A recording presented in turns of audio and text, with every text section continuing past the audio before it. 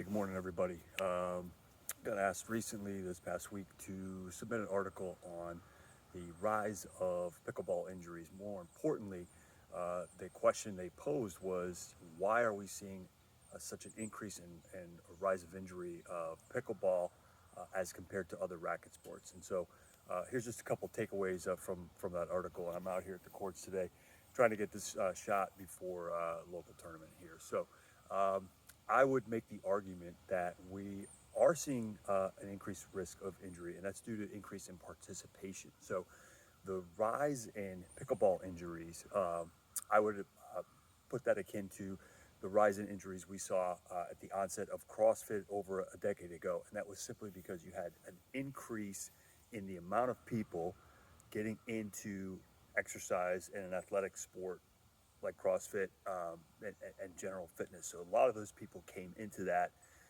jumping into the shallow end head first, hair on fire, not having laid the groundwork of proper foundational training to prepare to be able to perform in that sport.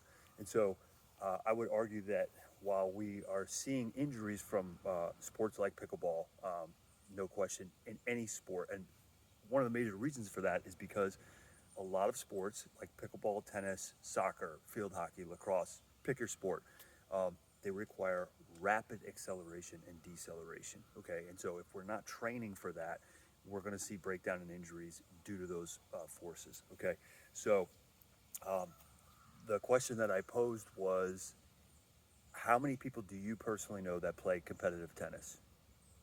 Now think about how many people do you know that play pickleball on a regular basis. Okay, so the sport has been gaining popularity for several years now. Okay, and so my advice to my patients is, if you're just starting out, we need to lay the groundwork training wise, and that's working on a lot of lateral mobility, agility runs, shuttle runs, being able to move quickly from one direction to the next, walking lunges. The list goes on of things we can do in the gym.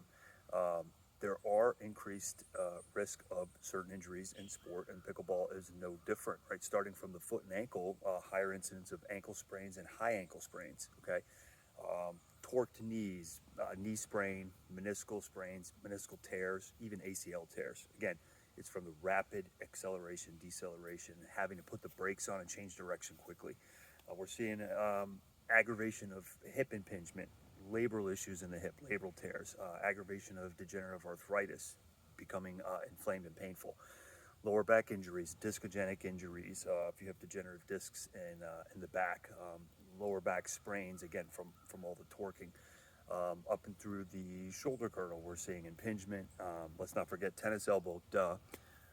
So the risk for injury is there, inherent, just like any other sport. And so the recommendation really should be to let's get people starting off, if they are coming brand new into the sport. Let's start off at half speed max, and maybe no more than once a week, and let's be doing things in the gym fundamentally to work on those things.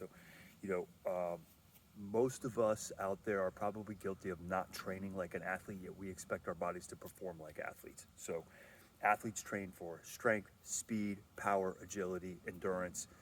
They're hitting on sport-specific skills, and most of us coming off of weekend warrior syndrome are just not laying that groundwork. So I would argue that we can do a lot to risk mitigate these injuries if we are getting the proper training. And it all starts with a good movement screen from a good certified strength and conditioning coach, a movement coach, a sports chiropractor, a physical therapist. Get in, get a baseline, find out where you are, and start working on progression to being able to train like an athlete. So there you have it, down and dirty. See you on the next video.